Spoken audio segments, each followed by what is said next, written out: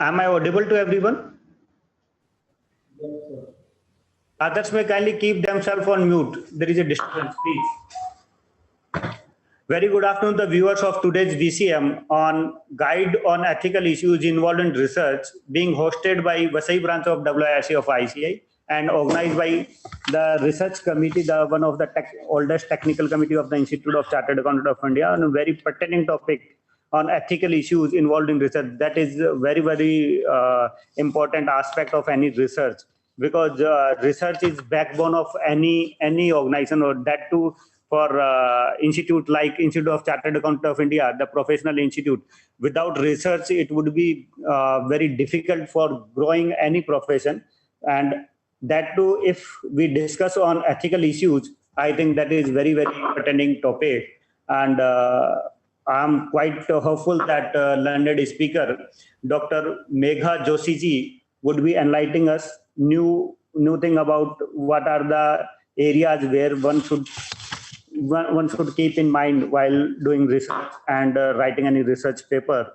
So there are a lot of things to be discussed. Before that, I would request CA Abhishek Tiwari ji, Chairman Vasai branch of WIRC of ICI, to kindly offer his welcome address. Over to CA Abhishek Tiwari ji. Thank you, Amit bhai. JICI. Good evening, everyone. I trust you and your family is safe and healthy. We welcome all of you on virtual meeting on guide on ethical issue involved in a research organized by Research Committee of ICA and hosted by Vasai branch of WIRC of ICA. I special thank you, Central Council member, Chairman of Research Committee, dynamic leader of our profession, CA Anuj Goyal ji, for giving opportunity to our Vasai branch of WIRC of ICA. We also thank you, Secretary of Research Committee, Dr. Amit Agrawal ji, for coordinating with us. I also thank you to Central Council member, Vice Chairman of Research Committee, CA Pramod Kumar Gupji. I recognize the presence of my committee member, Secretary, CA Lokesh Kothari ji, Vice Chairman, CA Saurabh Agrawal ji, immediate past Chairman, CA Ankit Rathi ji, committee member, CA Vijender Jain ji, and committee member, CA Amit Agrawal ji, for continued support and hard teamwork. We welcome today very well-known national speaker, Dr. Megha Joshi Madam, Consultant Information Service, National Cancer Grid, and Service in Tata Memorial Center, Mumbai. First of all, I want to brief my Vasai branch. Vasai branch is situated in Mira Bhinder near Mumbai. Our Vasai branch is large category branch, and in our jurisdiction more than 3,500 chartered accountants and more than 15,000 CA students. And branch was inaugurated on 5th November 2005. We have just completed half century of webinar, especially thanks to all committee members. Today's session on research is very important. First of all, do you know research committee is very oldest committee of ICI formed in 1959. Research committee have most very good type of responsibility, like to formulate the guidance not on accounting aspect to issued by under the authority of Council of ICA to publish technical guidance, studies, and many more on generally accepted accounting and auditing principles and practices designed to enhance the value of the service rendered by the profession. We can say overall research committee is the backbone of our ICI, and every organization required research committee to undertake research committee on topic pertaining to profession and economy. Preparing representation on various matters of accounting that affect the profession and fall within the scope of research. So today webinar is very helpful to all the members. So I hope today all the members will enjoy the session. Once again, thank you all of you. Jai Hind, Jai ICA. Thank you, Chairman CA Abhishek Tiwari ji, for your warm welcome address. And I think in the northern part of the country, it is really very hot. And with your warm welcome address, we really so motivated that really something good is to be delivered today. And with these words, I thank again Chairman Vasai Branch of WHO of ICI for his warm welcome address. Now I request CA Subodh Agrawal ji, Vice Chairman Vasai Branch of WHO of ICI, to kindly introduce our learned speaker, Dr. Megha Joshi ma'am. Over to Saurabh Agrawal sir.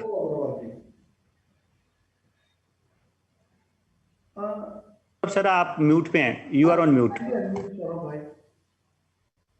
Hello, it's my indeed pleasure to introduce today's learned speaker, Dr. Megha Joshi. She is a BSc MLI and PhD in Library and Information Science and PG Diploma in Biotech Science. She is an independent consultant of information management and services in biotechnics and consultants. She is having 40 years of experience in libraries and information specialist, and have also served as a member on ethics committee and other hospitals. Successfully headed libraries at 3 major biomedical institutes and super specialty hospital. She is an international server for ethics committee for SIDCER, FECRP, and she is also a learned speaker at. She is also taking a regular seminars and various tutorials and conferences in library and information science and biotechnics. Thank you. Over to you, Amit. Yeah, thank you, Saurabh sir, for giving a brief intro of our learned speaker, Megha ma'am.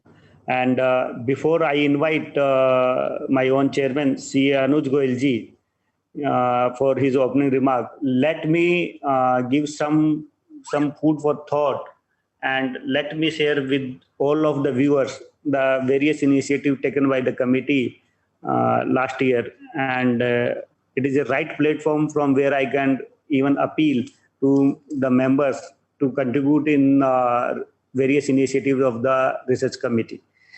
Last year, CA Anuj Goyal ji was the chairman, and fortunately, I was the secretary of that committee. And this year, continuing, he is the chairman and I am the secretary. Let me share with you that this committee is one of the oldest technical committee of the Institute of Chartered Accountants of India, formed way back in 1955. Last year, under the worthy leadership and visionary leadership of ICI, led by the then President Atul Gupta sir, and as present President and the then Vice President Nihar sir, motivated us. And in the very first meeting of last year of the research committee, they give us a mandate that in the research committee, something should be done for research angle, because it's a oldest technical committee. But at that time, the very purpose of formation of this committee was to bringing out guidance note, because we were having accounting standards.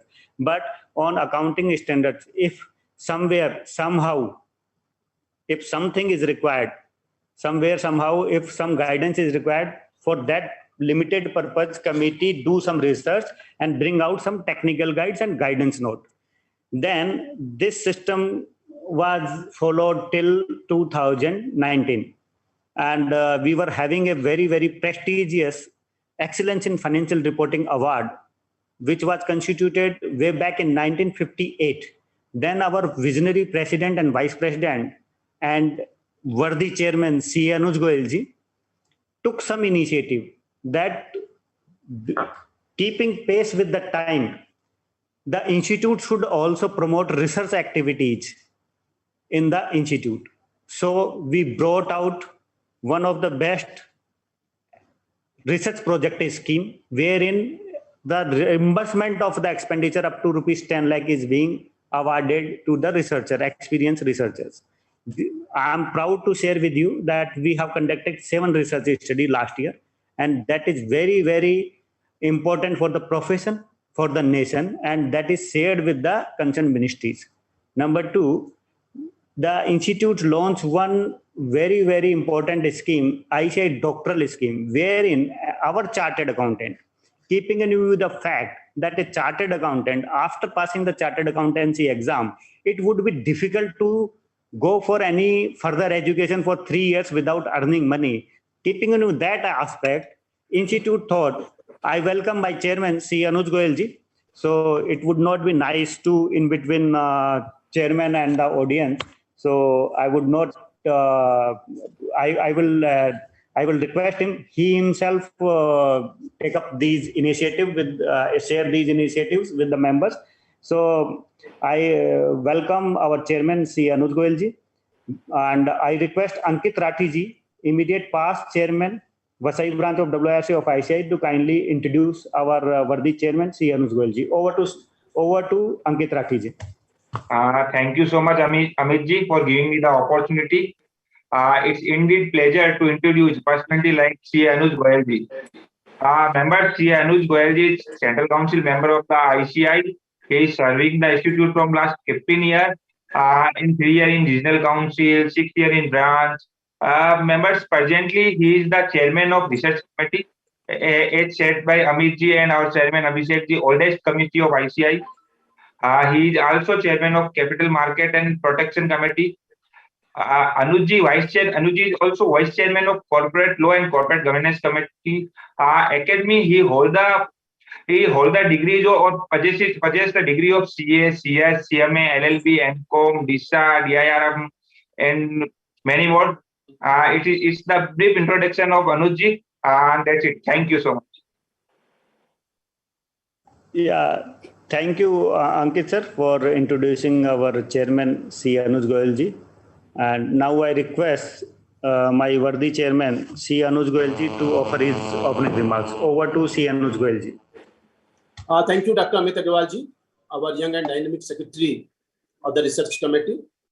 And I'm really very happy that in spite of this corona pandemic, Vasai branch is so active that they are trying their level best to see that how we can have the best of the programs for the membership at large. I welcome on behalf of the Institute of Chartered Accountants of India and on behalf of the research committee, our honorable guest speaker. Of course, I welcome very active branch, Vasai branch, the chairman, Abhishek Tiwari ji, and all the leaders of the profession from Vasai branch, Ankit Rathi ji, Amit Agarwal ji, Saurabh Agarwal ji, vice chairman, Vijendra Jain ji, Lokesh Kothari ji, and of course, all our honorable viewers from each and every part of the world. We are having around 5,000 viewers in this virtual CP program, and that shows our commitment, dedication, devotion to update our knowledge, which will not only be fruitful for all of us, but will be fruitful for the trade and industry, for the profession, and in turn for the nation. And friends, I hope that all of you are safe and sound at your place. Please take very, very good care of yourself and your family members. Friends, it's a wonderful journey of 71 long years in the service to nation. ICI has always worked for the best of all its stakeholders, aided the government in its endeavors, and always been a partner in nation building. The institute has achieved recognition as a premier accounting body, not only in the country, but also globally, for maintaining highest standards in technical and ethical areas. At ICI, it is firmly believed that research is the key to innovation and growth in the emerging economic environment. ICI envisions to support research works to make a positive and tangible impact in standard setting, new reporting, and life. Friends, research is the lifeline for our accounting profession, as it enables us to identify the challenges confronting the global economy.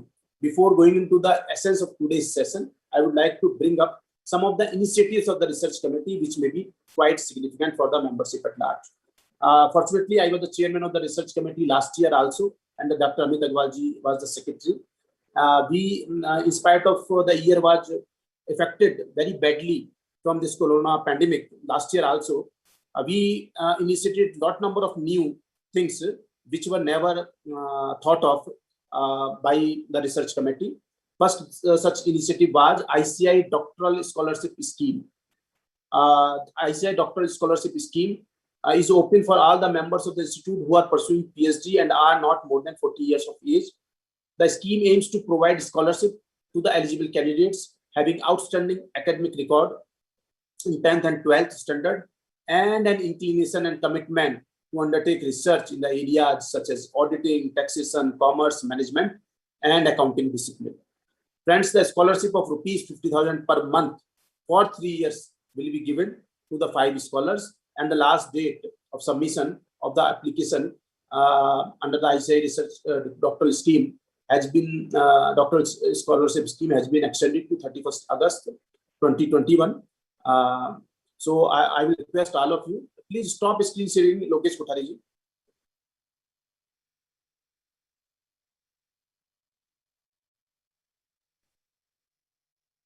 Then we introduce ICAI Research Project Scheme 2021. Last year, this ICAI Research Project Scheme 2020 was launched, which is open for all the members having experience of more than 10 years, either in practice or in employment. The maximum amount of rupees 10 lakhs will be given. The applicants will be given the time duration of 6 months for completing the research projects after the research proposal is approved by the research committee. And friends, let me tell you that last year, in spite of the year badly affected from corona pandemic, 7 research projects were approved, and all the 7 research projects were completed within the given time frame of 6 months. And all those research projects were not only good for the profession but also for the nation. And we submitted the findings of those research projects to the concerned ministries and state and central governments. Then ICAI International Research Awards 2021. Last year, for the first time in the history of the accounting profession, we initiated ICAI International Research Awards.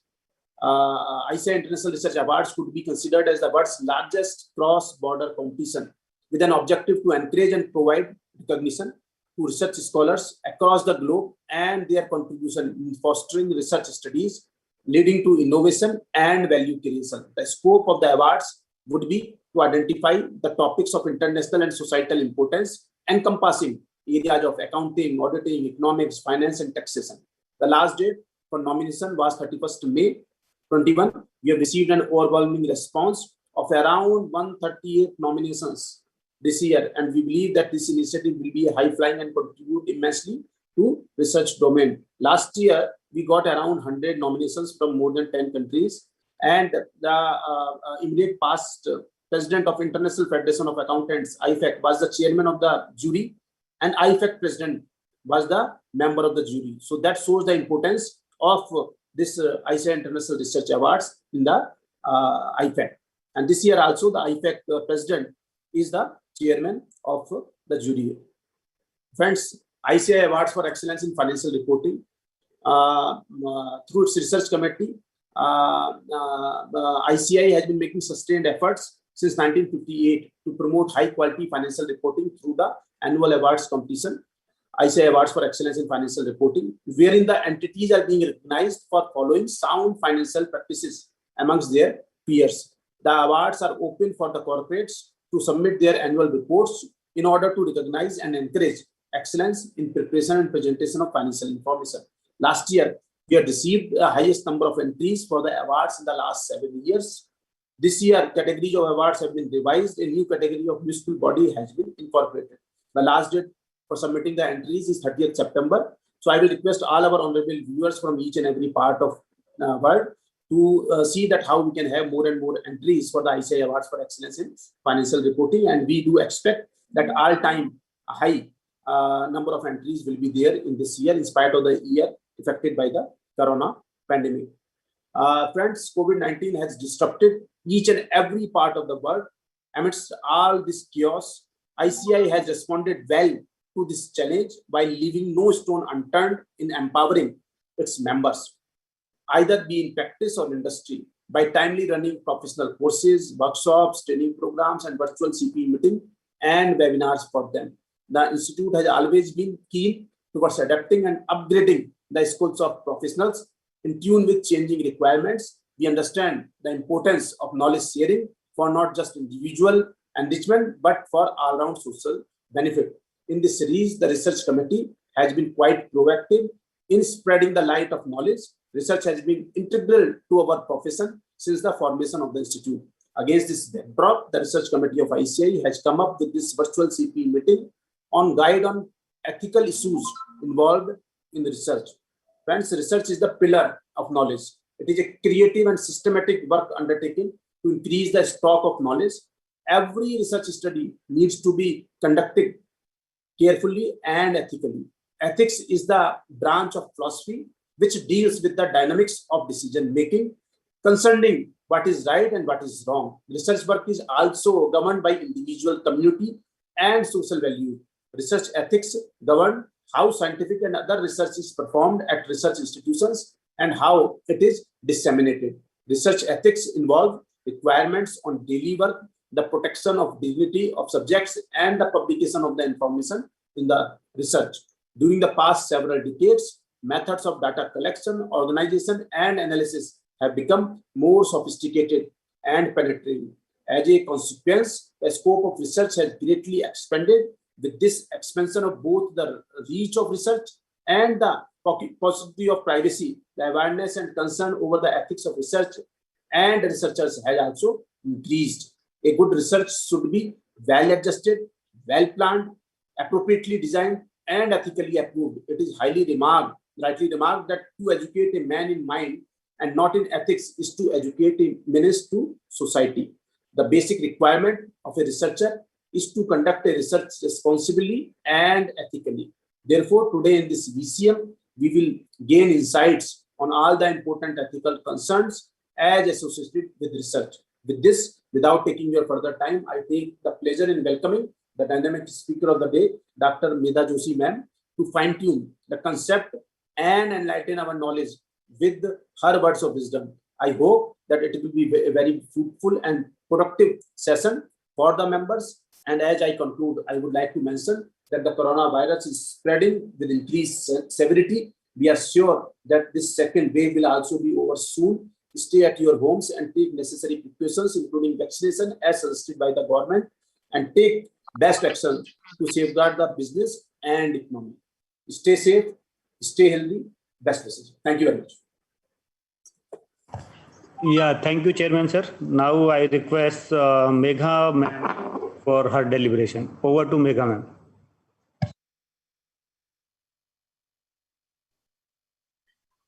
Okay, so thank you very much, and I'll now share my screen.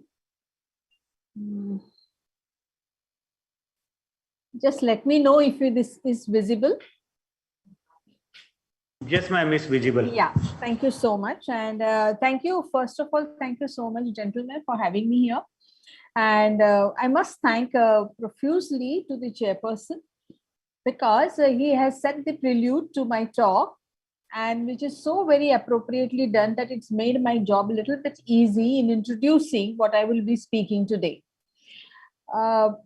Most of the time when we do research, it is a lot of things that we would want to do, and as rightly identified or stated by the chairperson, research is something that will take our topic forward.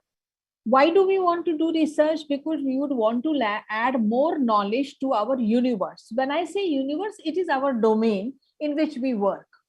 And when we are doing this, we are also saying that our society is benefited. So we do research for benefit of a mankind.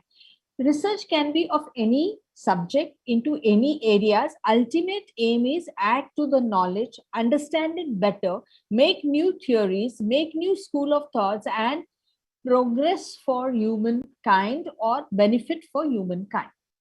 When we do research, we will feel that there are a lot of participants here. And the participants can be human, can be animals, can be numbers, can be finances, can be infrastructures, can be n number of things, depend upon what is the research that I'm doing, what is my research query, and how I'm going to address it, and why I would want to do it. In short, we are going to use different resources to arrive at a conclusion which is applicable, which is reproducible, and which can be adding more knowledge and understanding to the domain. If that is my aim, that means I'm using different resources. We must understand that resources are limited, no matter which one we are using. It need not be only money, it need not be only infrastructure, it need not be only labs, it need not be only data, it need not be human resources or expertise. Everything is limited. And therefore, we need to work in a fine-tuned manner so that we achieve the maximum result that we observe, or we would put it as our objective, in a limited period using certain amount of resources and add to our knowledge. That means what? We are going through 3 P's of our structure. And that 3 P's are planning, process, and publication. When I say planning, I'm looking at certain questions that come to my mind because of my practice, because of my teachings, because what I have read, because what I have observed, or because of the challenges that I face into my day-to-day life. So my professional life. I build upon hypothesis and I build upon objectives. Now, these things have to be so built that I will understand, which is based on certain review of literature. What is already established, that helps me to establish my hypothesis. I then plan my research methodology. Why do I want to plan my research methodology? So that I will follow the dictate. In research, it is always said, write what you would want to do and document what you have done. If either of this is not there, it means you have not done what you should be doing for your research. So therefore, documentation becomes. And when we talk of this, we think of sample size, we think of data collection methods, we think of inclusion, exclusion criteria for certain things. So it could be anything. It could be as simple as evaluating several research projects or several reviews that you have been published to find what is the baseline which is common amongst all of them. There has to be a research methodology. Writing a review of a topic need not necessarily be just summarizing. It is never that. It is always a method adopted to read what I would want to include to review, what is that will be reviewed, what will be the conclusion, how it will be comparable. So there is a typical method, and this method has to be followed. Now, when I plan all this, I have to follow certain guidelines. I have to stick to my question. I have to stick to the objectives that I want to achieve. So my data collection method, my sample collection, my analysis, and the way I will look at my questions will depend upon what is my objective. I just cannot have an objective and have anything that I would want. So whether I want to do a quantitative research, I want to do a qualitative research, I want to do an empirical research, I want to do some lab method research, it all depends on what is my question. So this is where. Then there is a process. That means whatever I have written, I will follow to the T to arrive at a data which can be analyzed. That means what? I will have to see that I'm conducting research as I would want it. I'm collecting data which is required and the method is there. I will ensure that there are no gaps in data collection. Because if I have that, my data collection method is not foolproof. I may miss out on certain data, and then what I will do? I will mismanage it to come to a conclusion. So this is what findings, which is the statistical analysis I will use to analyze this. And when you do this, the ultimate aim of any research is to share. How do I share? By publications. It can be a research article. It can be dissertations or thesis if it is academic research. It can be conference presentations at certain, or it can be a report which I would want to submit to my authorities that some of my findings and applicability is seen, or I may have some in-house publications or some conference presentations. So that means what I would want to disseminate, share. So if we see the common thing between all three is there is certain kind of ethical issues that are there, which I will have to address throughout the process of planning, process, and publications. So what we will be concentrating today, more of it is generally an overview of this, but we will have more on the sharing aspect of our research, because that's where we make larger areas of issues. And that is where we will have to be addressing. Now, what are these? We will see that. So what is ethics? Ethics is actually the way we conduct ourselves, a human conduct method.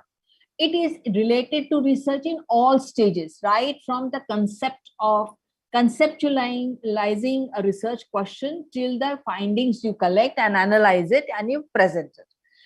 It is about doing something right over wrong, something good over bad. Our motives have to be good. Our objective of doing should be in the right fashion, not in the errors. And the outcomes, how do they impact the environment for which I have studied? Or what is it that it helps me? So the ethics is about all of these things. If I look at ethics, that means what in research ethics, the first and foremost is the honesty with which I will conduct my research. The competence, I must have enough competence to do this. If I am not competent to handle that domain, I should not get into it because I will not add value. I will not be able to analyze it correctly. If I am short of certain competence, I must have somebody else on the board with the competence and expertise on that topic. So that is where I, as an investigator or as a primary researcher or as a person who has brought that brilliant idea, do a research on a topic, I should have this assessment done first. I must be responsible as an individual or as a team of researchers for a particular topic. I have to be, or we are accountable to whatever we do. There should be complete transparency in our process, because when we do research and we send it for publication, it is reviewed. And the reviewer may see it completely transparent, should not have any questions which are raising doubts over what we have done. So there has to be a transparency. We must avoid biases. We will have n number of biases. Biases in hypothesis, biases in collecting data, biases in analyzing things, biases in inferencing things. I may have my own school of thought and I will put, oh, it is the same way. It doesn't make a difference. It is this. So I'm influencing my own school of thought on the observations or the reasons for those observations. Conflict of interest is very, very important in research and in publications as well. Conflicts can be of several types, and conflicts, they make a difference. Conflicts will always be there. The important is how I have addressed the conflict of interest. That means what? I may have a conflict because I'm on board of directors somewhere. I may have a conflict because I'm an HOD. I may have a conflict because I'm the person who is funding. I may have a conflict because I'm researching a business where I happen to be the lead there, and I'm discussing these issues with you. So there can be a bias of all kinds: political biases, financial biases, infrastructural biases, position-wise biases, administrative biases. They will be there because they are within an environment which we are researching. So the best thing is, how do I address it? And first and foremost is declaration of a conflict of interest. Whenever you initiate a study, whenever you want to publish it or you want to present it, a conflict must be declared. Second thing, how is that I have avoided myself from influencing the research or the research outcome? That is called management. So the problem happens that when I have planned this, I have seen that the research that I have planned is being reviewed by somebody out of that universe or out of the team and has approved all that. Second thing, when I do a research and I'm conducting, somebody is there to monitor that I am doing it as per research methodology. So I'm taking control that personal conflicts are not being influenced in the process. When I'm publishing also, I declare that this is this, but the analysis has done by somebody else. So I have not come into the analysis aspects, and the outcomes have been presented as per the analysis. So how the transparency, the data is made available to the reviewers whenever they want to see that. So that's conflict. Justice has to be done for the participants. Justice has to be done for the resources that we are spending. Justice has to be done for the distribution. It has to be equal distribution for the analysis that we do. So justice is there. Whatever data I collect has to be reliable. Obtaining relevant approvals is necessary. This is very important because now we have data sharing policies of the government or data confidentiality policies. And we also have certain approvals from different institutions. If we collect their data, we need their approvals in writing and all this, because often, if you're reading some other things, for example, a published document, the copyrights are with the publishers, and then we will have to take their approvals. If I'm using a particular copyrighted book and I would want to use a chunk of material from that, I need to take a written permission from the owner of that book, or the owner of the copyright, or the author or publisher, whoever it is. Efficiency, of course, judicious uses of resources, integrity in analysis. So honesty, integrity forms the baseline of any research. Publication has to be responsible one. That means I will have fair writing. I will do what is I have observed will be presented.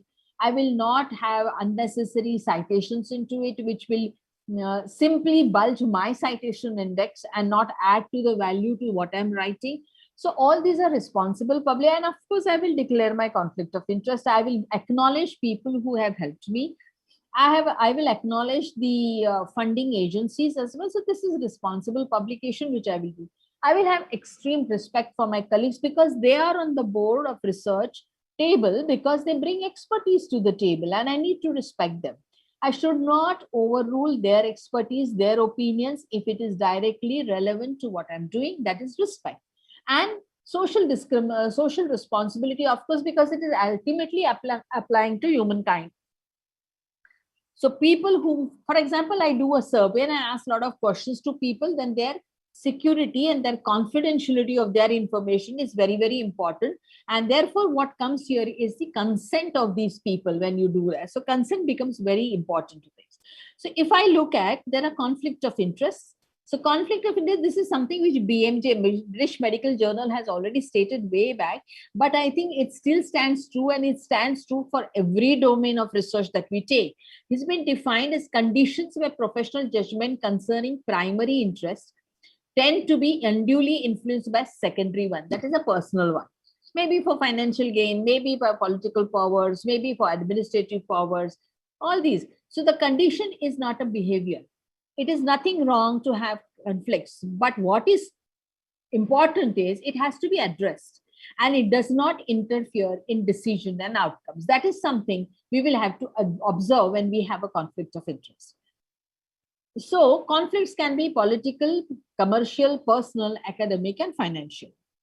Ethical issues are generalized set of provisions, are not merely formalities. They are relevant to the research. They are there.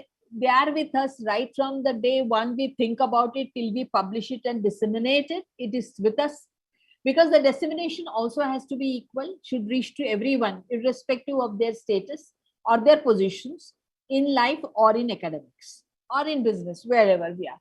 So what we are doing is we are putting it high quality outcomes through our research. And that is only observed or achieved through ethical practice of research. So what does it impact? It impacts philosophical questions. It impacts societal norms because ultimately it is the society which is impacting. And it also gives us a code of behavior when I do research. So when I do research, it's about integrity, moral, principality, honesty, right, fairness, all these things together, put together ethics.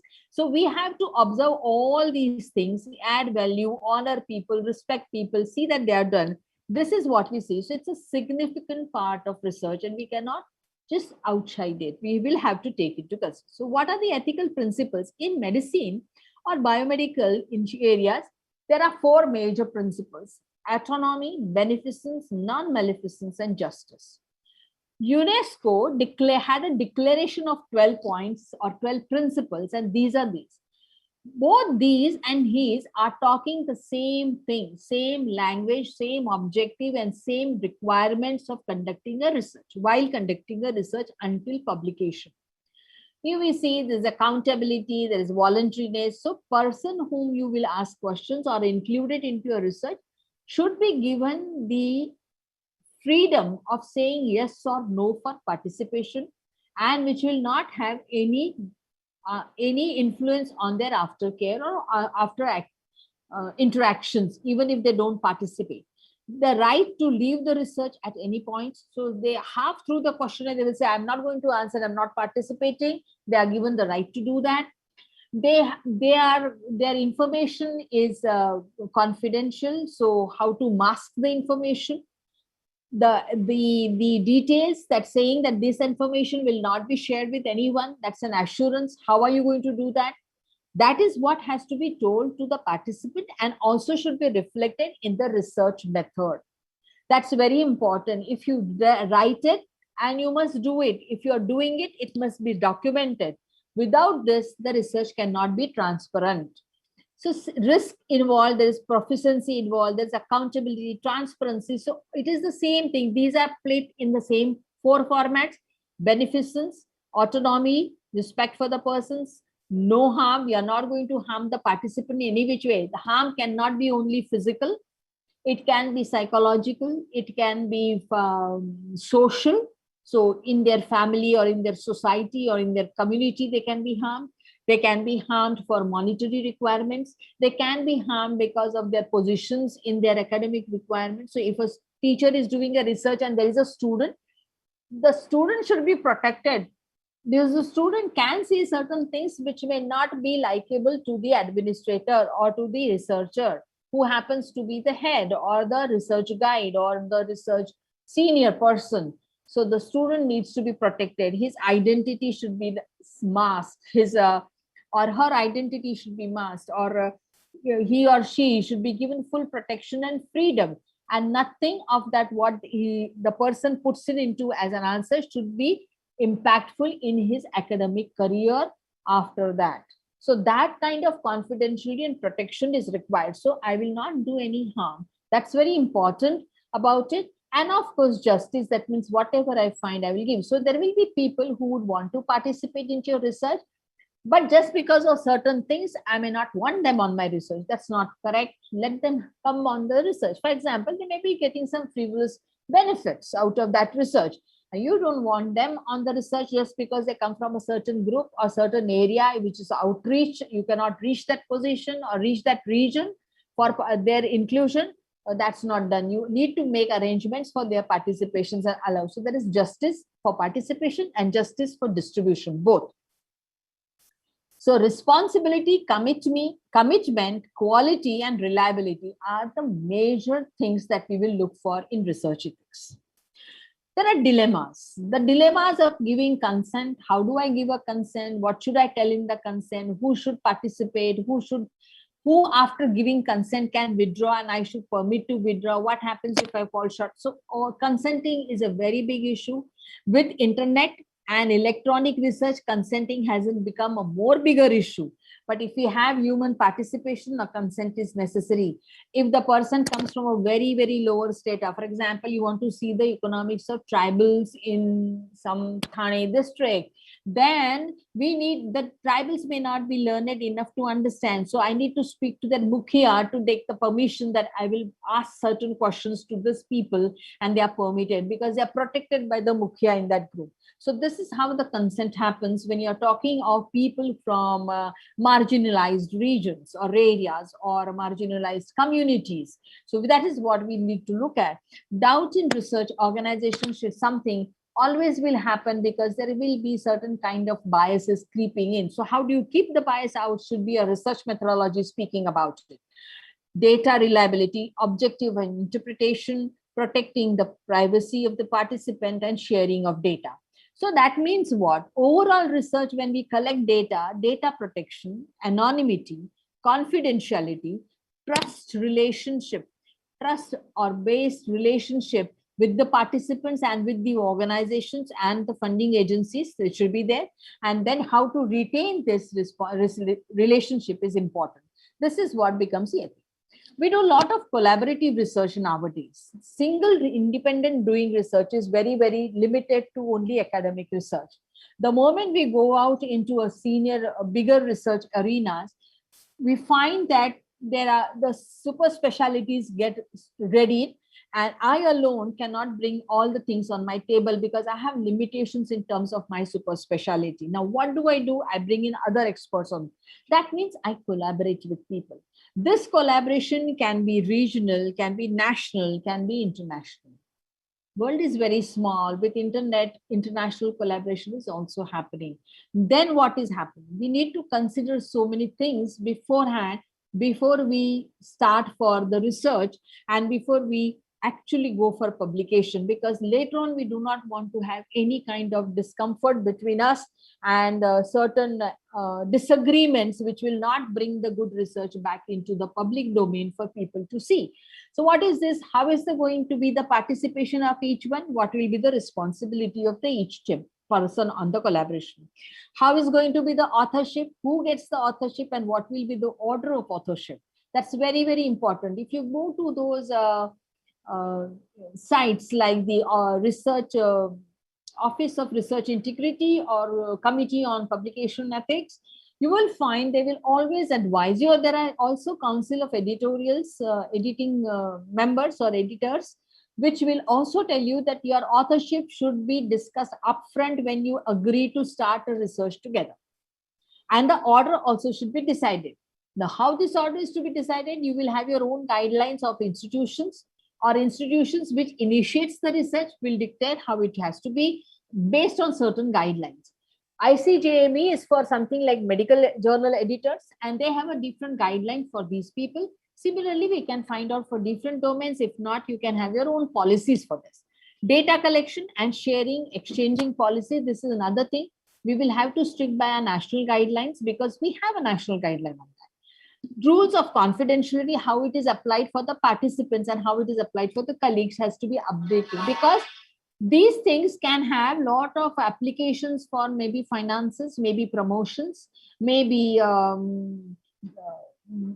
kind of a prestige for a particular group of person. Maybe amongst your group, there is one person with highly prestige or very well known.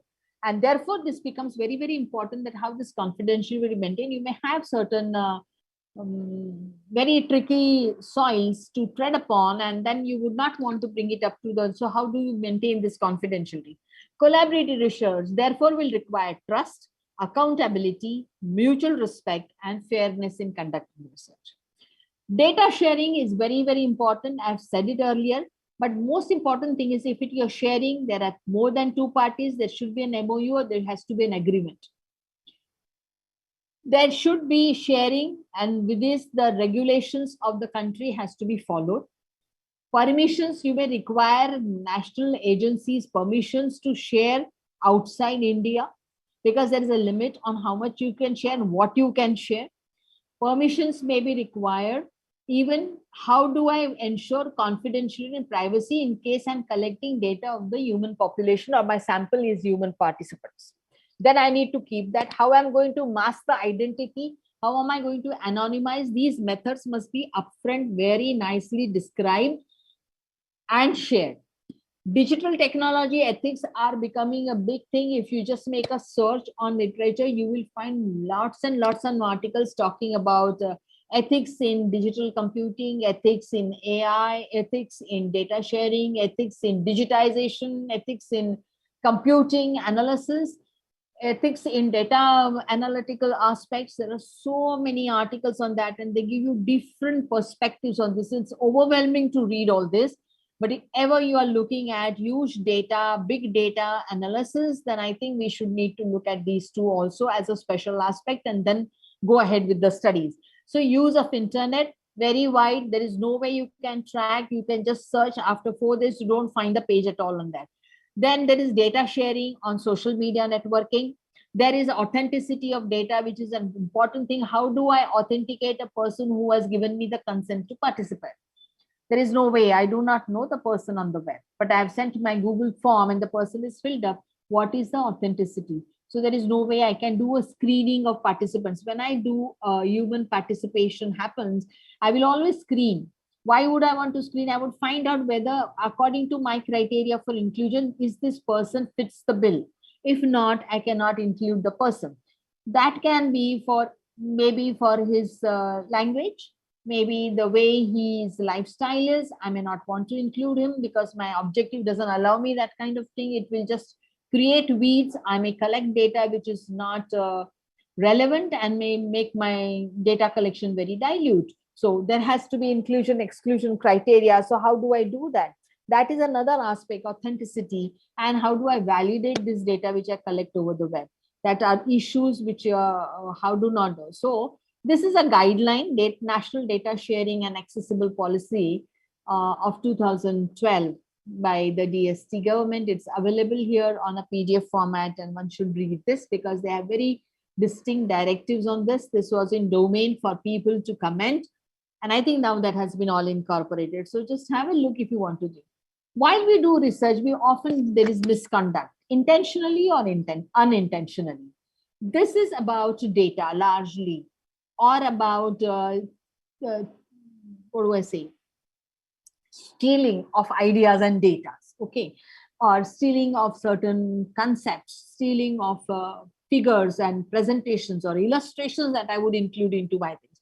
So fabrication of data, falsification of data, duplication or augmentation of data, this all goes into misconduct. Why? Because I deceive the reader into believing that this is fresh research, newly collected data, and this is the observation, which can be totally wrong if I've done any of these. Then most important, is plagiarism. That is where I'm actually stealing and presenting as my own without even bothering to give credit to the original author. I may do this intentionally, unintentionally. This can never be unintentionally. It's always intentionally done because I've missed out collections as I just manipulate and put it there. I have to go back. One of my students had collected certain data, and when the person came back to me, I saw a lot of gaps, and I stressed upon that the person goes back, redoes the data collection with this gapping to be sealed so that I get this data. But there can be no manipulation involved into it, no fabrication happening here, no falsification. So let you go back, go to those 20 centers again and collect the data again with the new collecting guidelines, because we have missed out on very crucial data. So when you see the data, therefore, it is often said that when you want to collect data in research, please be in touch with your statistician. Because that's the person who's going to say, if this is your hypothesis, these are the type of data you should collect from a particular area, and these should be your headings into data. Please collect it in this format so that the analysis cannot go wrong. So always take expert help and always recognize their expert. Plagiarism is of several kinds. We'll pay more attention to it. So this is how it is. So this is again something which medical journal Lancet has published way back in 2006. And they say from honest errors to outright fraud is misconduct.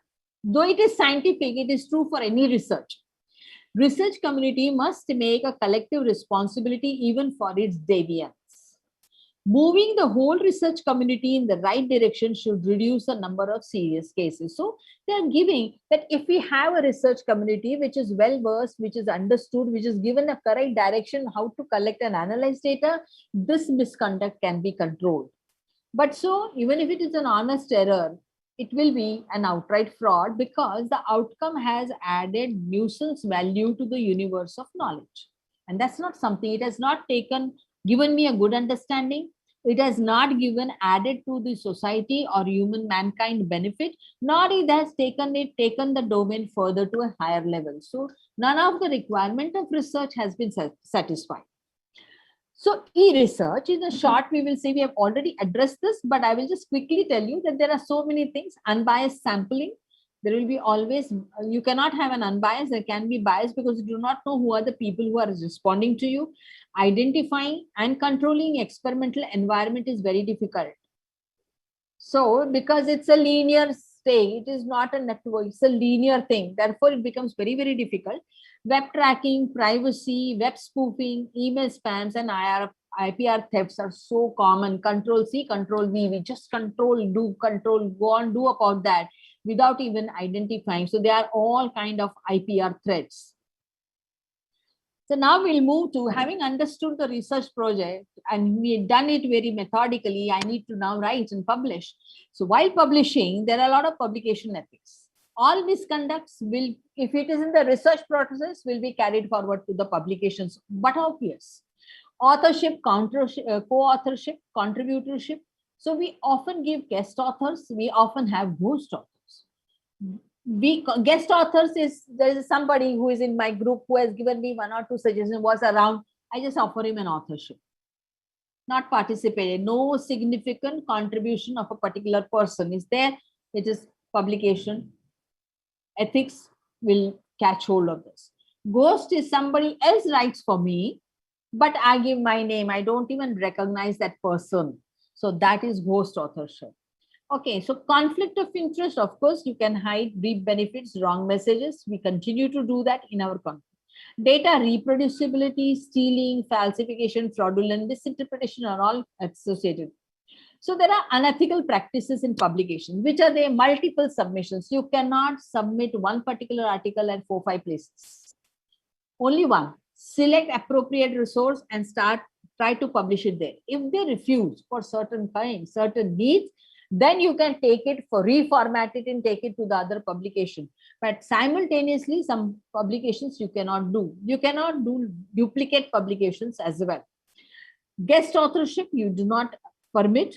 Fudging of the data or the content, either copy paste word by word or just manipulate something and make it show as if it is a new thing. No deceiving the reader.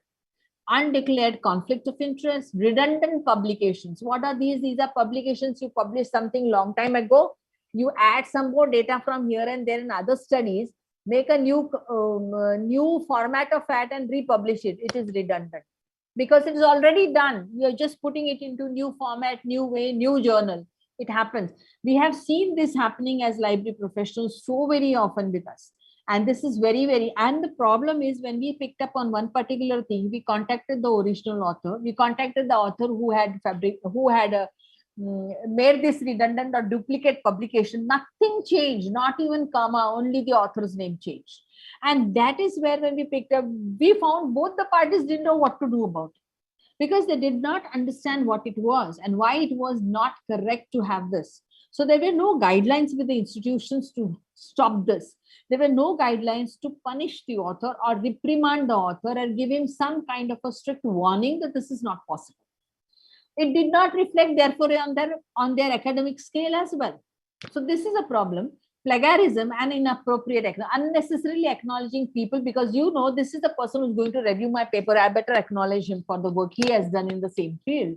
Acknowledgement. So this is wrong and we are not ethical practices. Authors and researchers, we have our responsibilities. Now, to avoid publication mismanagement or misconduct, I must be a responsible researcher. I must be a responsible author. I must see I have the expertise and qualifications to do and to write. I must have the data collection and I must know whose ownership it is. I have collected it well, or if I have a team of people who has collected it with what transparency and how it has been done. Avoiding ghost authorship or gifting authorship to people just because that person happens to be your senior or has helped you in some time, somewhere back, so you want to just repay him back. That is not possible, him or her. Ensure authenticity of research results before publishing and disseminating out. Consent administration of all the authors and the participants is very necessary because no author at the end, if there is a problem, should say, I don't know about anything. No, there has to be a consent. Everybody needs to sign on that. This is what the Committee on Publication Ethics, this is the website, please visit because they have huge number of cases. And if you see, they have a lot of accounting research and accounting methods research, these type of plenty of journals who have signed up with publications, this committee for research, for such type of issues and getting guidance on how to solve such publication misconducts. Authorship is always a problem. We don't know what it is. So it's a most contentious issue. But the authorship should be for the person who has substantial contribution in designing, conceptualizing, analyzing, writing, interpreting, drafting paper, revising it, agreement of accountable by all the authors together to ensure that the work has done, and the lead person who has actually envisaged, who has designed the study will be the person who will see that everybody works within a time frame, corrects it accurately, documents it and validates for them. And the final approved version by all the authors should go for publication. That publication cannot go to 2 different, 3 different journals at a time. Kahin to publish ho hi jayega. That is not something we will look forward to. So final approved person, this is something that is a guideline by the International Committee on Journal of Medical Editors. So, but this is applicable to all. Now we come to plagiarism. This is something we often find with our publication. We read a lot, we write a literature review, we do a kind of summarization. But when we do a summarization, by mistake, and because technology is so swift and handy, it is very simple for us to do this. So what is this? Is stealing somebody's ideas or words and presenting as your own. That is plagiarism. Whether it is a pair of words or it is a paragraph or it is a quote, it's plagiarism. Plagiarism is nothing but writing.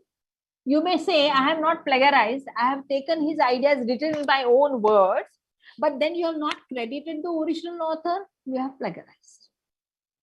So copying large portion verbatim of others' papers is plagiarism, even if references are given. This is something I have cited, so what? You know, there was a very interesting case like this.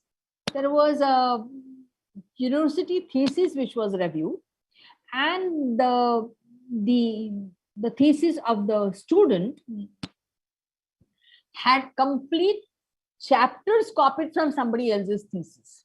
Two chapters copied as it is, word to word, verbatim, acknowledged at the end, this is the chapter from this thesis by this person. But the review committee says this cannot be accepted because this amounts to plagiarism. And you need to rework upon this, and investigation should be conducted by the department on this. That was the recommendation of the review committee. So when it went to the original author, who happened to be the relative of the person, said, well, I have no objection because I know she has done it, and that she has acknowledged me.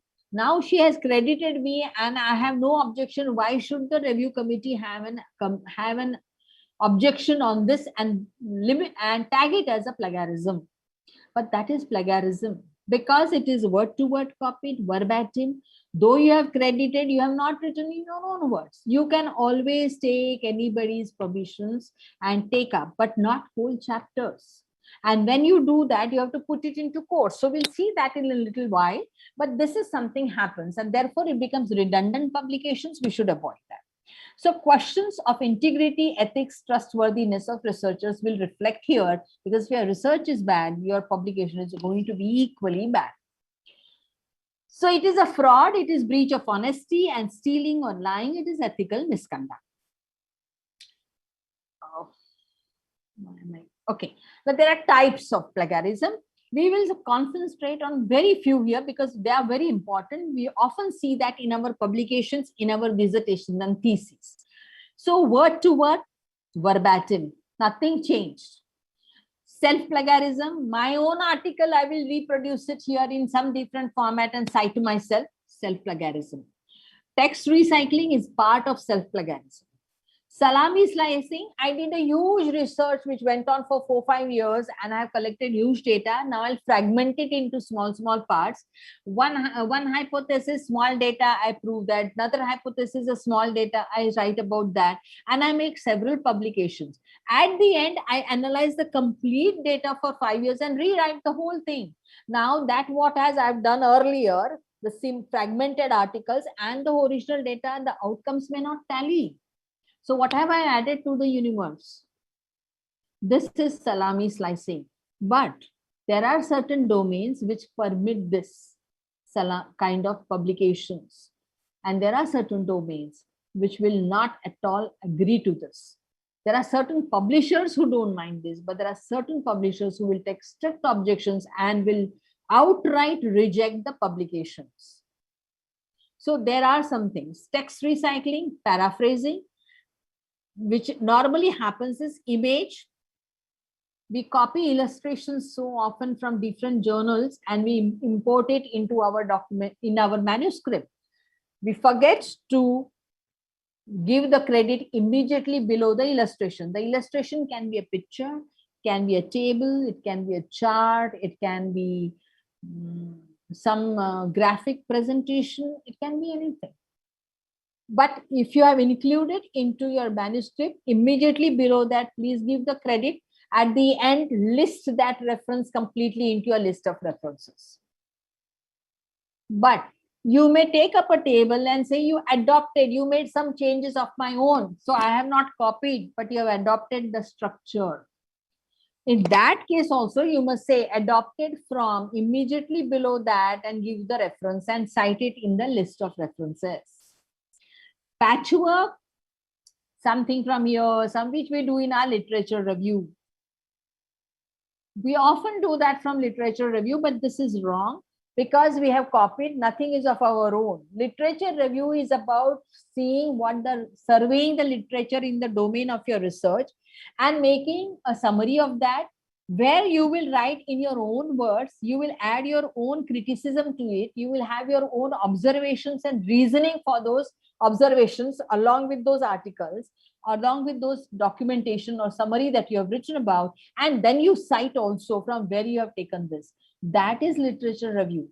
But if I just copy 2 paragraphs from here, 1 sentence from here, and start citing them and write a literature review, the literature review doesn't have a flow. The reader doesn't understand where are you driving me. Your literature, our literature review should tell the reader, this is where my thesis or my research article is going to take you to, because this is forming the base. That's why you do a review of literature. Now, that is where we will find it difficulty. Quotes, I often quote people, but I don't put it anywhere. I say so and so said such a thing, but it has to be in quotation marks. If you pick up a large paragraph to be inserted, one of my professors had to write a book, and while writing a book, he wanted to accept a certain paragraph from another book. We had to see, he asked me to seek permissions. The permissions were taken from the author and the permissions were taken from the publisher. Why? Because when I write a manuscript, I pass on give away all my copyrights to the publisher. Therefore, I must take the permission of the author. Because they are his words, and I must take the permission of the publisher because the publisher holds the copyright to that. Once they have given me written publishing, my professor picked up the whole paragraph, wrote it separately, not into the continuous text of his manuscript, into quotes, and right below that gave the citation. That's how a quotation should come, whether it is a single line or it is this. If it is a single line or few words, it can run into your text. That is permissible, but again into quotes. But if it is a large amount of number of sentences or a paragraph, then you always place it separately into your manuscript. Speeches, we often do, we just go on, borrow somebody's speech and just present it without saying, I quote unquote. You must have heard so many people saying that and so many people not saying that. So there are so many examples, which if you read your newspapers, you will find them. Now this is an example. I have some examples for this. I will also tell you what UGC has given a gazette on plagiarism. Now, in absence of any other thing, gazette becomes a regulation and we will need to follow that for all academic requirements. So word to word, now if you look at this paragraph, oppressor and oppressed, I wrote it this way. Now this paragraph is from this book. I have written it this. Now I will say this is plagiarized. Why? Because I have not changed any words. It is the same. I have also not cited. I have not put quotation marks. So I have plagiarized. Self-plagiarism, writing your own, citing yourself often, may be related, may not be related. If it is directly, immediately related, immediately means what? I am doing some research. Last year or 2 years before I did the same research, I'm picking up from there, I can cite. Okay. I've done some research some few years ago. I'm now doing some research and some keywords are closer to the earlier research I cite. That is not permissible. That is self-citation. That means I'm deceiving the reader, saying that I'm continually doing that same research and extending it for different formats, but I'm not doing that. I'm deceiving. That means it becomes redundant and duplicate publication. There's nothing, it is floating in the universe. It doesn't settle down, it doesn't add value, it doesn't give me good new understanding on the topic. It is academic dishonesty because we call it double dipping. Substantial portion of a paper to fulfill course requirement. I just copy here and then make some document. I do this. Most of our seminar papers of postgraduate students are like that.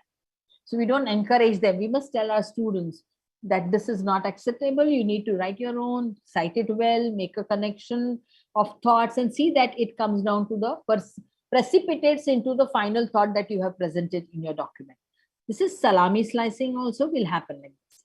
Now what UGC says, UGC brought out a special letter into April 2020, last year.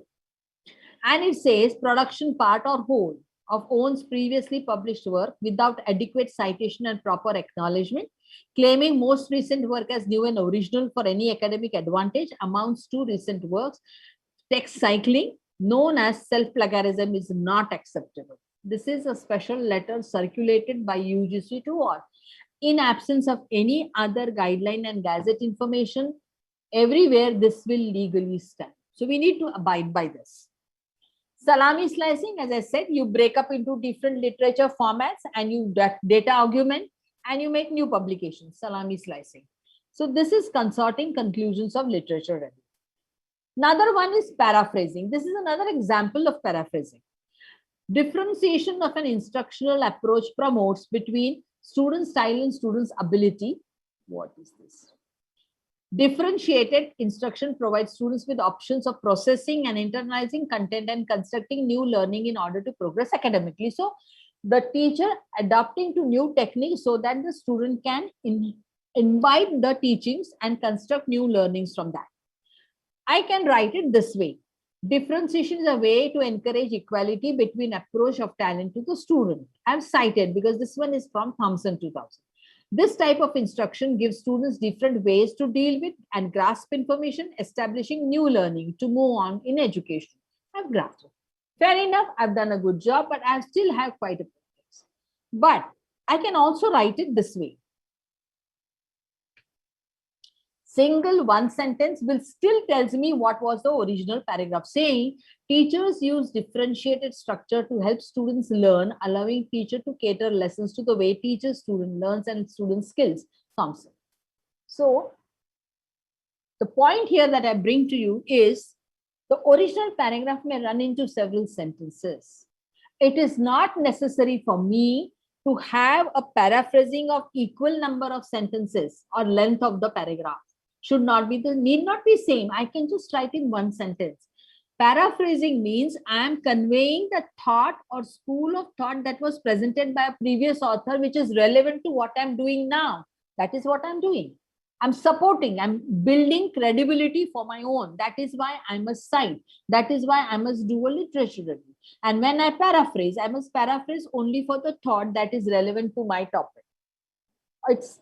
It gives kind of a, Newton had once said way back in 1876, he wrote some paper and he said, I am so, or I have published so much because I stand on somebody's shoulders. So I must credit. That's what we are wanting to say. When you don't want to plagiarize, please credit. Please write in your own words and see that it is very relevant to what you're talking about. Text recycling, it is permissible in certain conditions.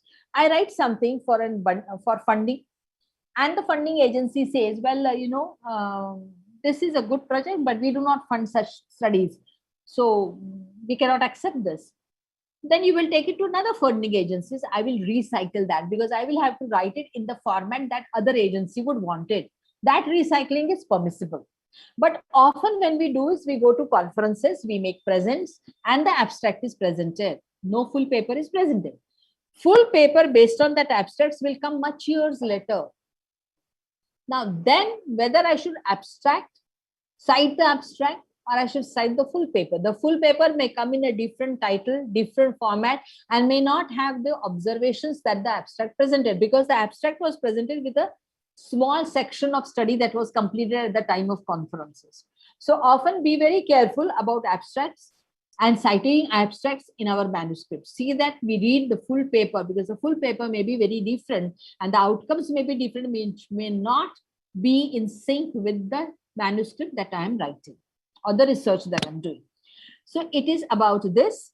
So that recycling is done, but otherwise not. So UGC also says this in its letter for April 2020 and says you cannot do that, break up into smaller studies and publish them as new without due and full citations. Paraphrasing one's own previously published work is also without full citations is also plagiarism.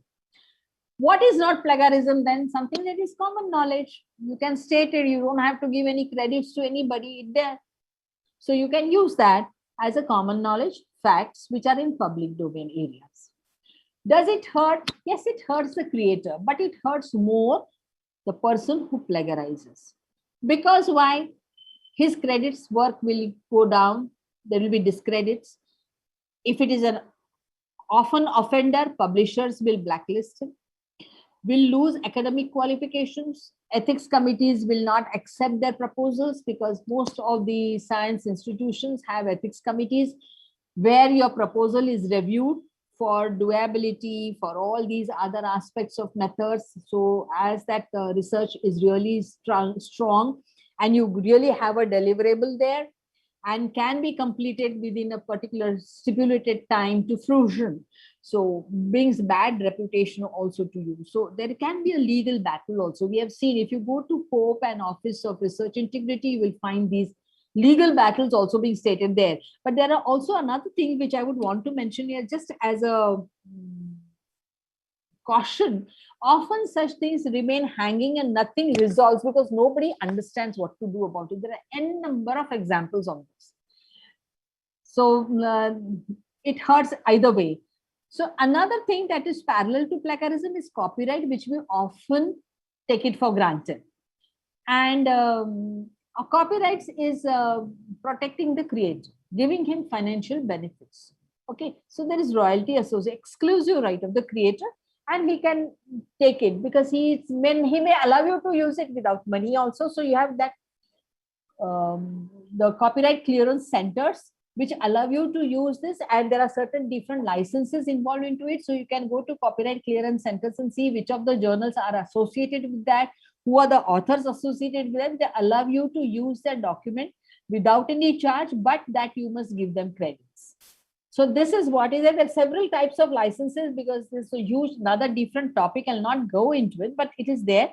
So unauthorized use is not permissible. It's a lifetime in India. So there are different types of copyrights, but ideas are not protected by copyrights. Ideas are plagiarized. I give you an idea to work on certain things and you go and present it's my idea, you have plagiarized my idea. I write down the idea in a certain words and I put it somewhere as a publication and you pick up that, then you have violated my copyrights. That is the difference. So there are areas when it is a very fine line and we will not know when we plagiarize and when we violated copyright laws also. So this is very, very difficult. One has to be very, expressions of ideas are copyrighted. Ideas per se are plagiarized. They are not copyrighted. Very difficult to remember, to practice upon, but you have to be careful when you're working in an academic area or in an economic area as well, because it has a lot of financial repercussions to that. So copyright and plagiarisms are domains. They are two different domains, but they can be offensive at both ways if you do that. So this is very difficult to understand what is the copyright. For example, there is certain article or certain book which is in public domain. Means what? It has outlived its copyright life. So it's in the public domain. Or there is an author who wrote a book and said it's open access. What does open access mean? Open access means, or in public domain means you can use it, but you must credit. You don't have to pay the author or seek his written permission, but you must credit the author. Now that's what we forget. When we say open access, it is free for use, we forget about crediting. That's the fine line. For example, many of the students these days, there are certain of the universities, they say you must have 2 publications prior to your academic thesis submission. Now, most of the publications emanate from the research that they're doing for their academic degree. When they do a research, they insert those published documents into their thesis. No harm. But you cannot put it as a chapter, because remember that example that again, it has appeared in Mumbai Mirror last year. And then it is plagiarized. Your own article. Also now, because you're doing collaborative research, you may not be the only author. There will be other authors. Their permissions need to be sought because it is their copyright also. It is published in a commercial journal which says the copyright is there. So you need to take the permission of the publisher also, because the copyright is in the publisher. If I'm taking up certain literature review from somebody else's thesis, now the student has traded the thesis with the university for his degree. That means copyright is of the university. I am Another student, I'm just picking up literature review and discussion parts from there or introduction from there, putting it in my own. I have plagiarized, I have violated copyright of the university.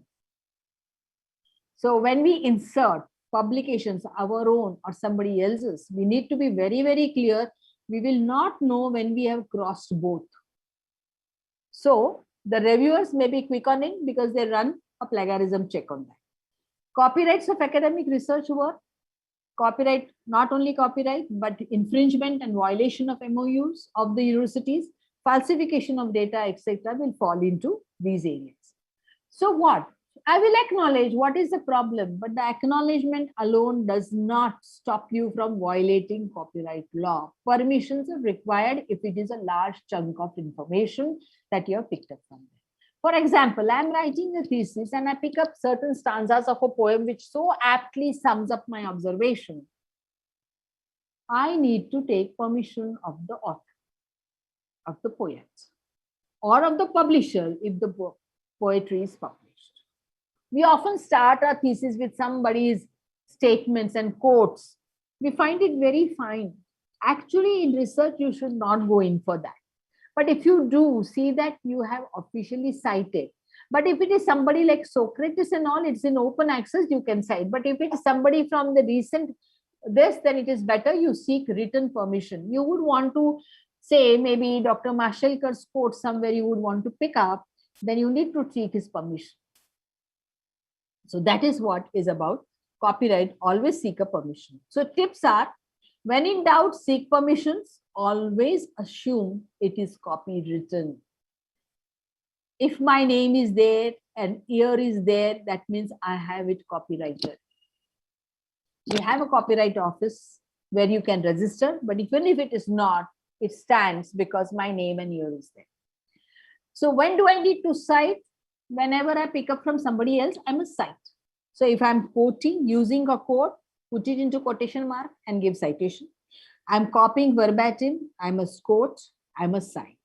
If I'm taking a facts from somewhere, census, then I must say which census of India I have picked up, so I've cited the census. If I'm talking of health information or certain kind of health and kind of expenditure associated, so Bureau of Health Intelligence India, I'm taking data from there, I must cite them. Ideas, interpretations, conclusions, paraphrase, summarize, write in my own words, but I must cite. Tables, charts, modified or as is, adopted or whichever, I must cite. Lab methods, now in case research methodology of your research, if you are following somebody else's established research, it often happens in science. So you must cite that this is the methodology that you're using it, and it's already done. So I'm not going to state about it, but I'm going to follow that. So computer programs, and which are open source programs, you need to cite them. If you do a modification, you have to give it back to the community that this is what I have done and you can use it for free. So that's why open source is there. So allows people to work and modify and make it more better.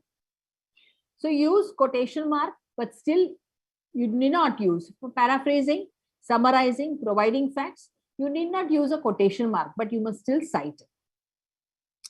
Now, this is what is for the students.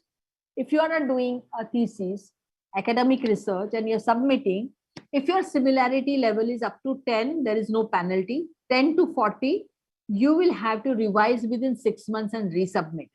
40 to 60, for 1 year, you will not be able to do anything with that thing. Even if you revise it, you cannot submit it. So you lose 1 academic year. And even if it is about 60, then the registration for the program for the student gets cancelled. If it is a faculty, it is more stringent.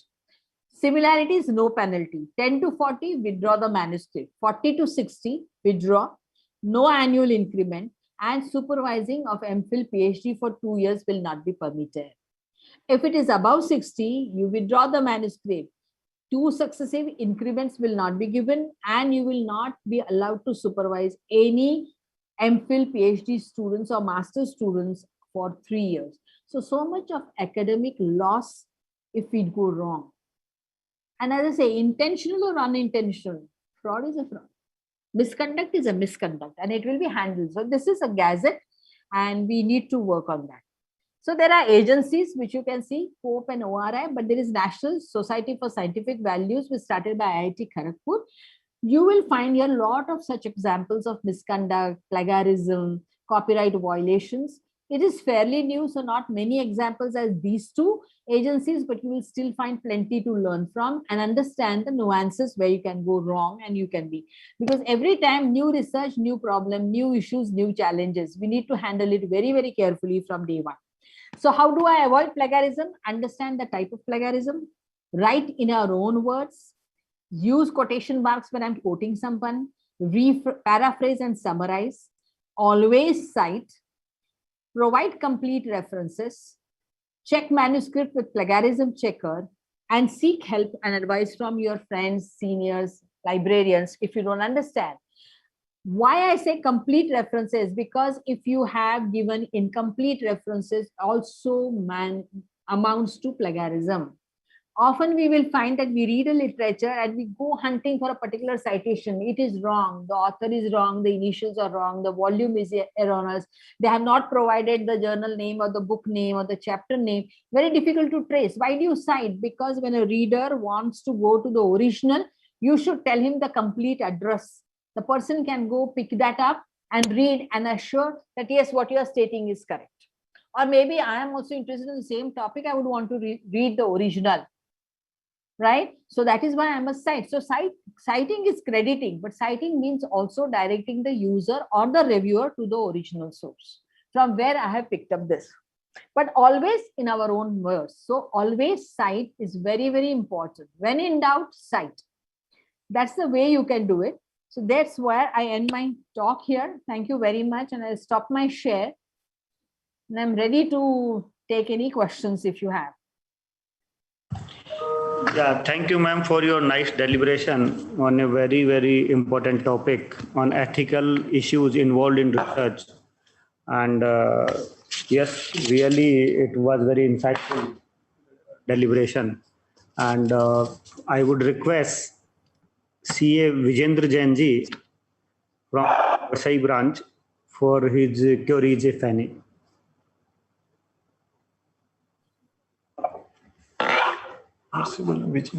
CA Vijendra Jain ji, CA Amit Agrawal ji. Both are. Ma'am, meantime our other speakers joins. I would like to ask few of the queries. Yes, please. Because by the time chairman and other panelists join, one question in my mind. Yes, please. If we have, suppose I am writing an article in a news, one journal.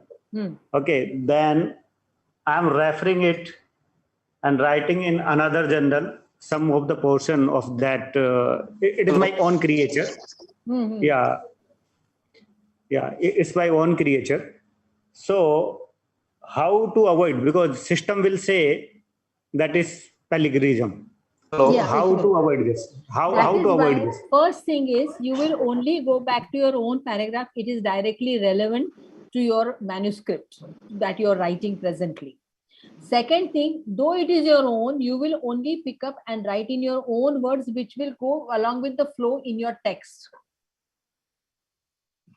And then cite your paper, which you have picked up from.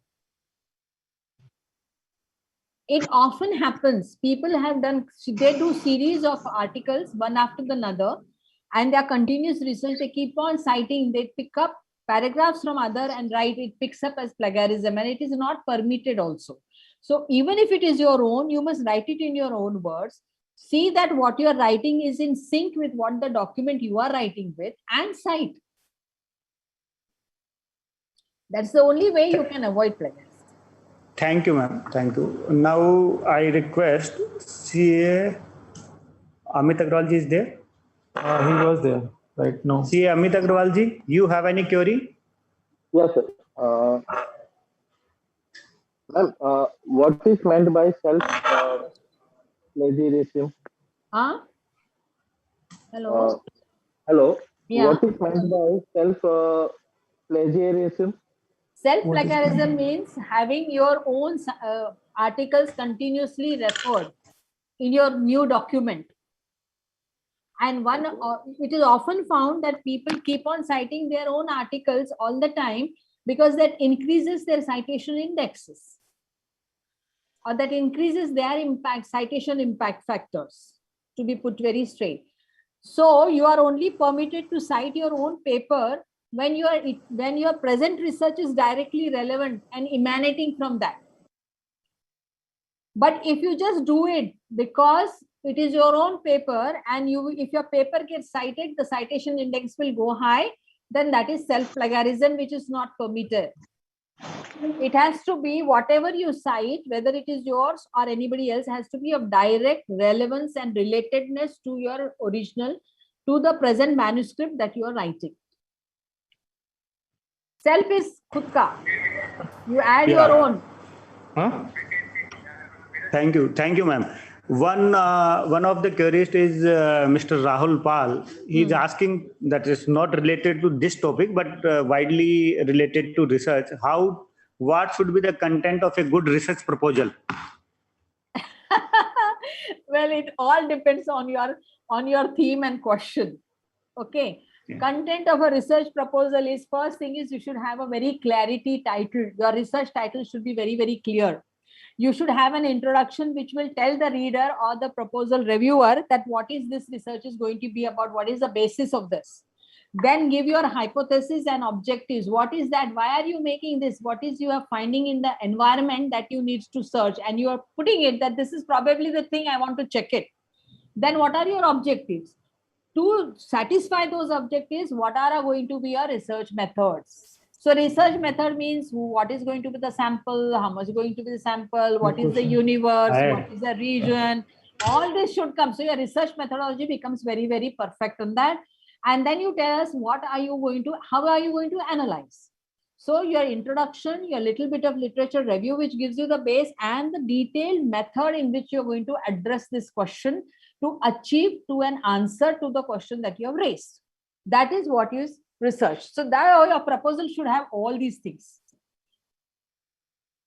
Yeah, ma'am, one of the member from Australia is asking that is there any system of ethics clearance requirement in research in India as it is there in Australia? Yes, very much there.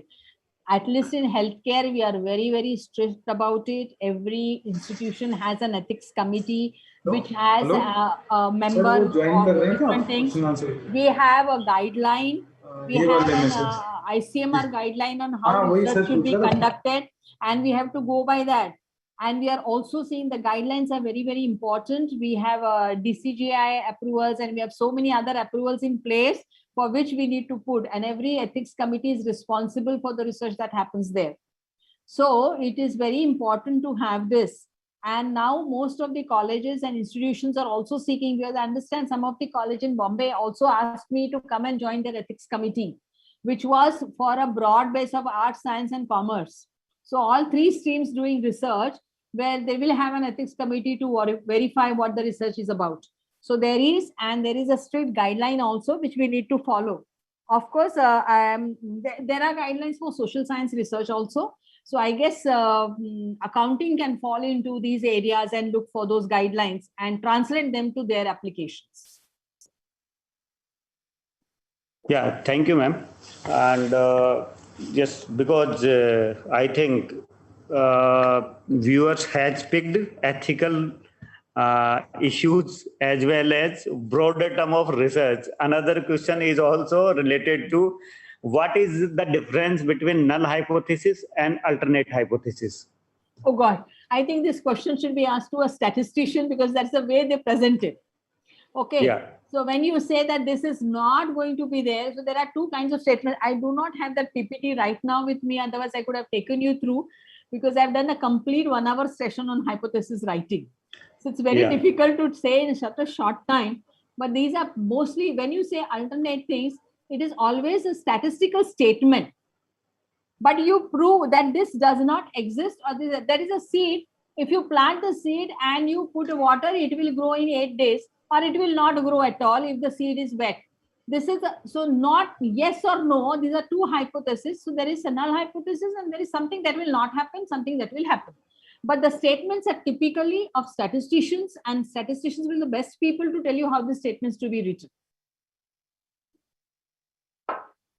Next query is from CA Amit Agrawal ji. Ma'am, actually, I want to do a research about Nidhi companies under section 406 of the Companies Act. Can you guide me in this subject? I need to understand what exactly you will do. Please understand my domain is completely different, but research methods don't change and the ethics don't change. But if you can explain me, you can connect with me later and explain to me what you're going to do, then maybe I should be able to help you with it. Okay.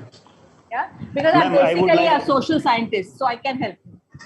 Yeah, I would answer, ma'am. Amit ji, can you repeat?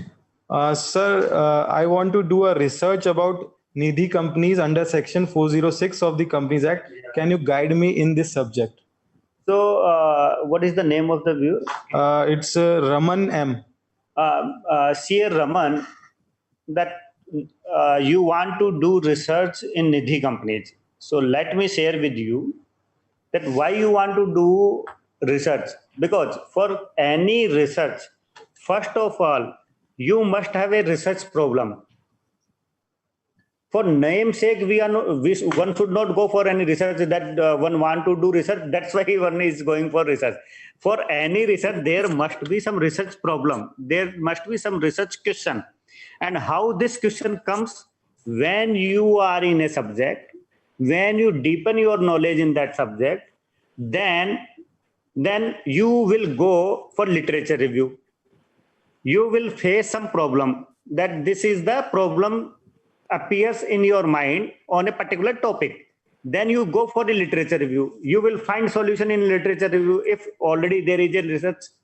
If there is no research, then you can find the gap between the existing literature and what is your query, what is your problem statement. Based on that problem statement, you can draw your hypothesis, and to test that hypothesis, you apply research methodology, and based on your findings, you can suggest the research findings. So I think your question, I couldn't understand that you want to do research in Nidhi companies. So it's fine, you can do it. But what is your problem statement in Nidhi companies? So for what purpose you want to do research on Nidhi companies? What is your area? What is the research problem? So if you can write back to me more detail about it, then I would be in position to help you out with my limited knowledge on the subject. So, next, we welcome our chairman, sir. Chairman, sir, we have taken few of the queries, and the subject is very, very interesting and is close to my heart. So today, in absentia, I'm taking the queries. And yeah. So with your permission, can I continue to take queries? Yeah, please go ahead. Yeah, so, Chairman, sir, can you take one query? Have you opened the portal? Yeah. No. So, But this query you have already taken, na? Yeah. Okay. Mr. Raman. Yes. Yeah, that we have taken, sir. That we have taken. So, okay, next query is how to write a citation, ma'am? There are different types of citations. Okay, citation styles. So there is APA, there is MLA, there are so many types, and each one has its own. So domain specific they are. So there are Chicago style, there are Vancouver. So normally what happens, there is an author and there is an year, or there is a number. There are two types. And these types, so what should go into a citation? In your text, it goes as per the description, what the publisher has asked you to give. Author and year or the number. Or sometimes it is author and number. Both it is there. So that you will have to insert into your running text. But at the end, it will be a typical format. Like author, then year, then title, issue number, journal source, and the source details, DOI number. If you have taken it from the website, it should be the website URL. So that is called as citation. Citing in text citation is different, and listing at the list at the different. At the end, when you list, that is called list of references, and these are the ones which you have cited in your manuscript. And in the manuscript, you will either put it as an author and year, or simply author and number, or simply number. Whether this has to be in a square bracket or a parenthesis is decided by the type that the publisher has described for you, or the university has asked you to do. There are very beautiful tools that you can use, and you don't have to forget about that. They are called as, the free ones are called Zotero and Mendeley. The paid ones are EndNote and Reference Manager. There is one Indian also, which is LitFriend, but the most popular is Mendeley and Zotero, which are free. You can interact with your colleagues and you can share your citations also. And if you have it installed on your laptop, so whenever you search something, you keep the window of the citation manager tool open, and you can just simply keep on adding. When you're writing your manuscript, you just open your Word document. It is integrated into your MS Office. What you have to do is start typing. When you want to insert something, just go to the Zotero, insert it. Select the style which the publisher has given to you, whether it is APA, it is Chicago, it is Vancouver, it is MLA. There are so many things, so many of them. Each publisher has its own also. They are all listed in those tools. You just select, it will automatically do anything. While writing, if you want to change your paragraphs up and down, the citations also move accordingly. So you don't have to do at that. At the end of your manuscript, you just say, create a bibliography. It will list the references at the end of the document. You will never make mistakes in your citations. Please use these tools. They are free, they are downloadable, they are very easy to use. They have two components. One is to download and include the citation from the website. So you will have the website component, and you will have a component for integration into your MS Office.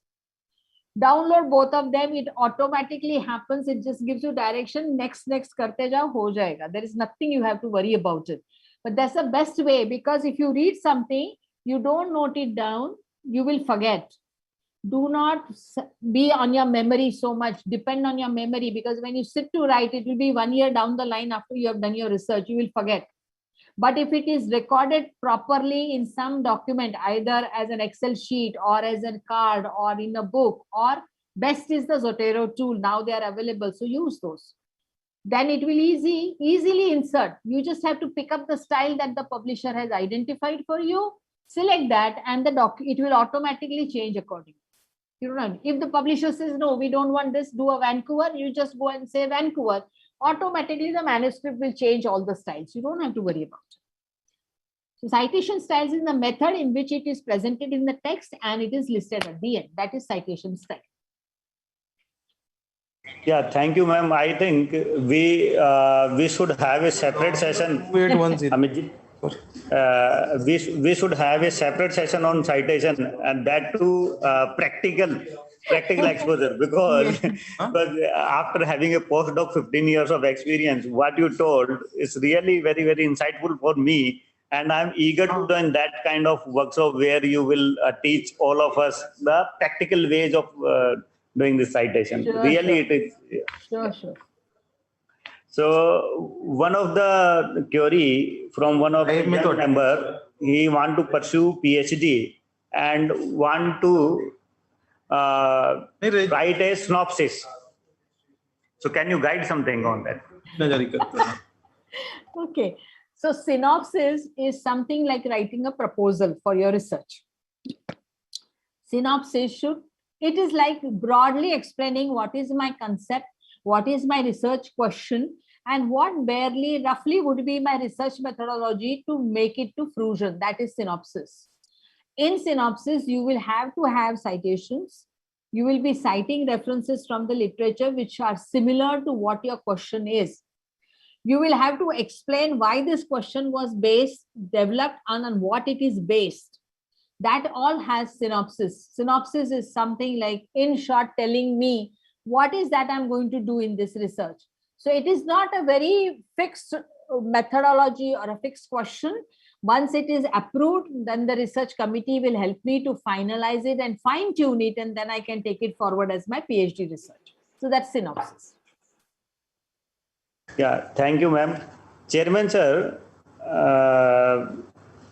I would request you if you can appeal the members, because International Research Award deadline gone. now we would be having a ceremony, and with your dedicated efforts this year, we could receive nomination from 11 countries, including US and Australia. Almost all the continent has participated. And this year, Mr. Alan Johnson, IFAC President, has kindly consented to be jury chairman of our International Research Award. So one award, Excellence in Financial Reporting, is the last date of entry, receiving entries is 30th of the September. And we have around 3,000 plus audience as of now. So, and the managing committee member is with us, and that too the financial capital of India. So from this platform, I think it would be appropriate if you can raise a request to the members, viewers, and the managing committee members to know to motivate the entities, the corporates, for nomination in Excellence in Financial Reporting Award. I think that would be a help to serving the real purpose of this award ceremony. Over to Chairman, sir. Thank you, Dr. Amit Agrawalji. So I compliment Joshi ma'am for nice television and Vasai branch for being very, very active. And friends, as you are very well aware that research committee is trying its level best to prove that research is real backbone of the Institute of Chartered Accountants of India. And we have taken lot number of initiatives.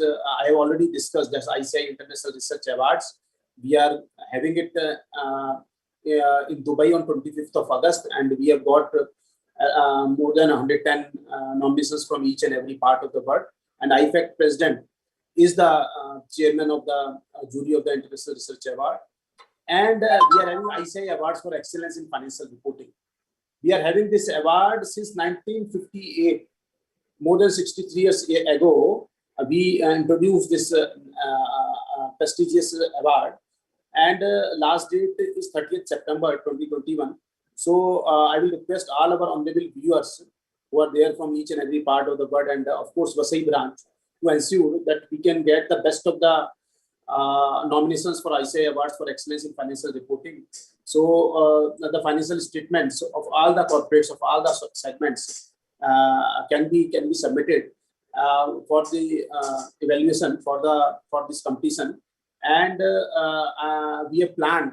I have requested to Dr. Amit Agrawal, the secretary of the committee, to ensure that we should have the all-time highest number of nominations this time, in spite of the fact that this year also is being affected from the corona pandemic. So when we will be having the maximum number of nominations, so then we can very well judge the best out of that. So I will request all our honorable viewers to please see that how we can have more and more nominations for the ICI Awards for Excellence in Financial Reporting.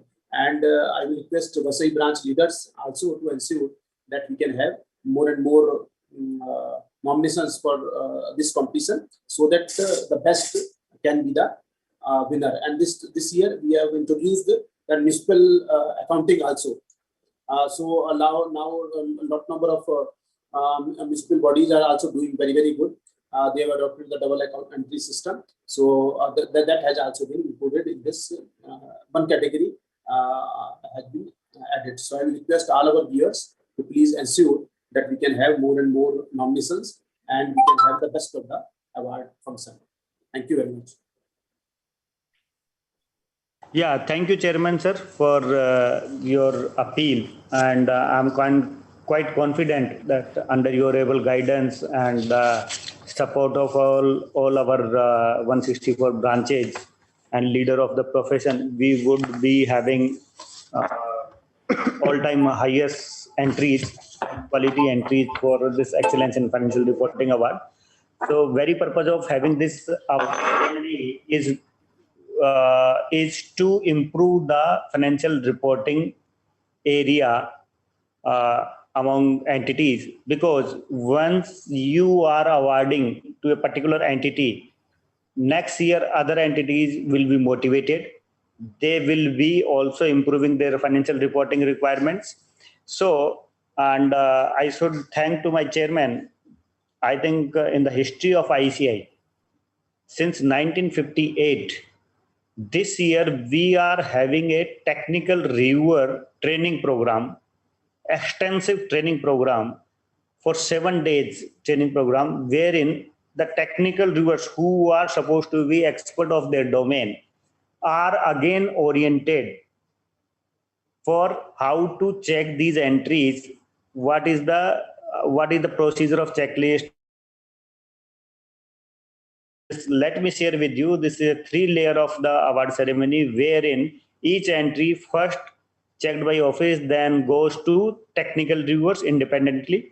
Then after technical reviewers, it goes to sealed pen. Then a high empowered jury is judging these award categories. And since 1958, we are in this, awarding various entities in various categories. So this year, I think there would be a substantial change in receiving number of entries, and a intensive deliberation would be done on the technical reviewer itself, the process which we are going to be followed, then extensive review at sealed panel level, and then by jury. So this shows the dedication of the leader of a profession like C. Anuj Goyal ji. Let me share with you that he from 11, Amit ji, today it was at 11 o'clock, na?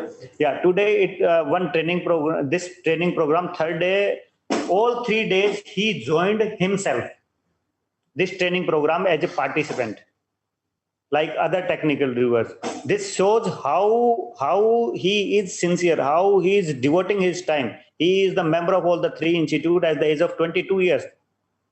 And he is in the profession, leading the profession, 3 of the institutions. I think he is the only person I could see in my knowledge who was the chairman of ICSI at Ghaziabad branch. He was chairman of ICWA at Ghaziabad branch level. He was managing committee in the various positions at ICAI. So 3 of the institutions he has added at Ghaziabad branch level, then regional council, and term in the central council. Even then, having that much of experience academically or professionally, even then he is devoting whole 3 hours. He is the person who joined first and who exit last. So every day he joined before participants joins, and he log out after participants log out. That shows his dedication. So I think his efforts would go a long way.